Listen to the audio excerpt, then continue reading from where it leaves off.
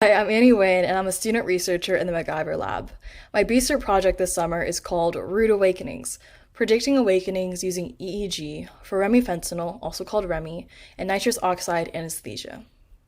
We want to be able to predict awakenings since it can help us understand how to better prevent conditions such as intraoperative awareness. This is a condition where patients are aware during a surgery, but they're unable to move or speak. It's represented by the second sequence in this figure. So imagine that a patient is given an inadequate of anesthesia, let's say of remifentanil. If this occurs throughout the duration of the surgery, then the patient is more likely to become conscious. And post-operatively, so after the surgery, they're more likely to have memories of events that occurred during the surgery. This can lead to pretty severe long-term psychological distress, including having PTSD and/or severe depression. So then the question becomes, how can we prevent intraoperative awareness? How can we begin to predict these awakenings? One place to start is to measure anesthetic depth.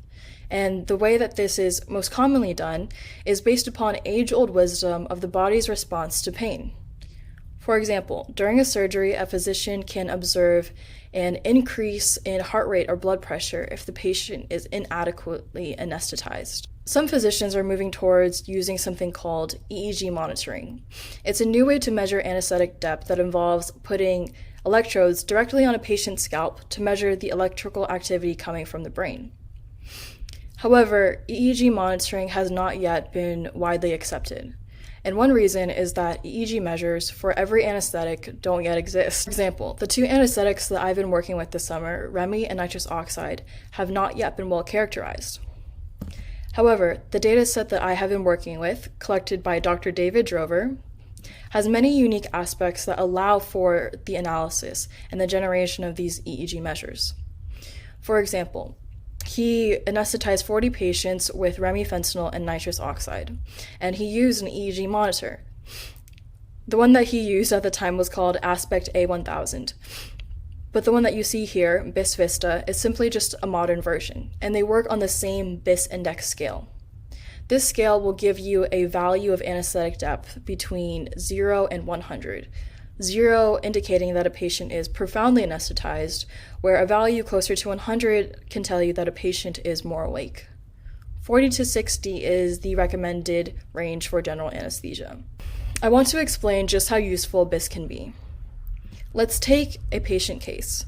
What you're looking at are EEG signals from an entire surgery, and these are just two signals that come from electrodes placed on either side of the head.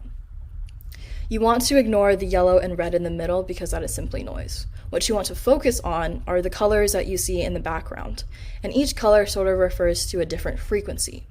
For example, this green and turquoise relates to higher frequencies, called gamma, that indicate that a patient is more awake, whereas yellow and red towards the bottom indicate that a patient is more anesthetized, since these frequencies are lower and called delta and theta. But if we add in BIS and other aspects of our data, we're able to understand why things are happening. For example, the BIS can act as a sort of confirmation that what we're seeing in the EEG signal makes sense.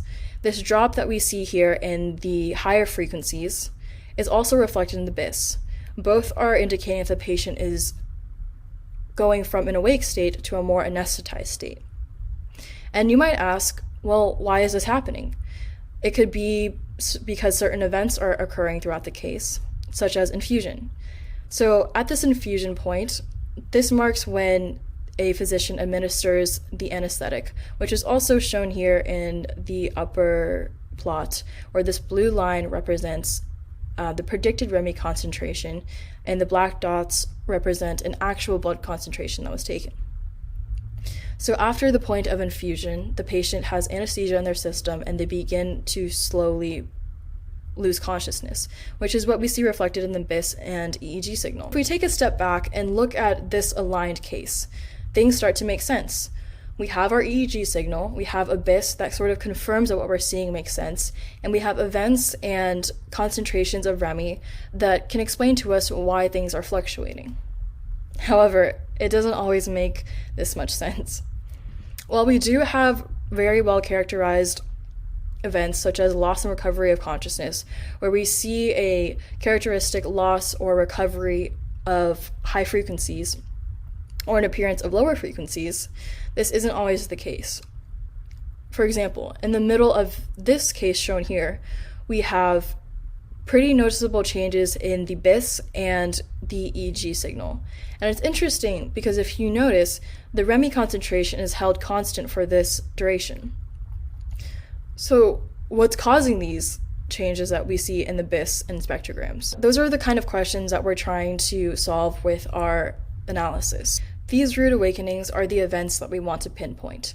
And one way to do that is to calculate spectral measures.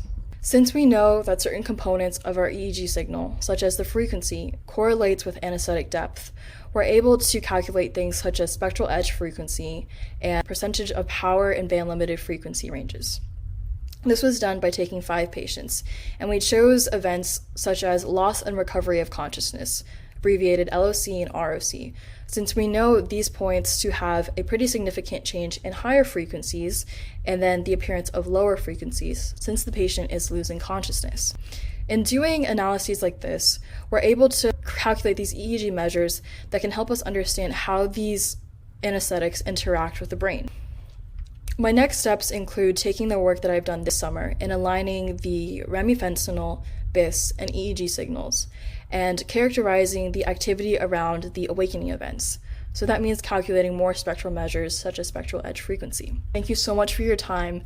Thank you to the MacGyver Lab and my wonderful mentor, Sarah Eagleman, and also a huge thanks to the BSERP team for having me this summer.